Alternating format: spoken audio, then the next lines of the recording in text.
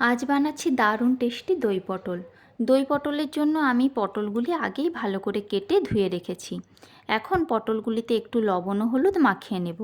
এখন একটি মিক্সিং জারে জল ঝরানো টক দই, কয়েকটি কাজু, ধনে গুঁড়ো, জিরে গুঁড়ো, কাশ্মীরি লঙ্কা গুঁড়ো, হলুদ গুঁড়ো ও ঝালের জন্য অল্প একটু লঙ্কা গুঁড়ো দিয়ে একটি স্মুথ পেস্ট বানিয়ে নিচ্ছি।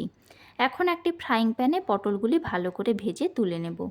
পটল ভাজা হলে একটি কড়াইতে সরিষার তেলে গোটা গরম মশলা ফোড়ন দিয়ে দিচ্ছি আদা ও কাঁচা লঙ্কা বাটা। এটি ভালো করে কষিয়ে দিয়ে দেব বানিয়ে রাখা মশলার পেস্ট, স্বাদমতো লবণ ও চিনি।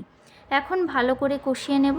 মশলা থেকে তেল ছাড়লে পটলগুলি দিয়ে আরও একটু কষিয়ে দিয়ে দেব মিক্সির বাটি ধোয়া জল।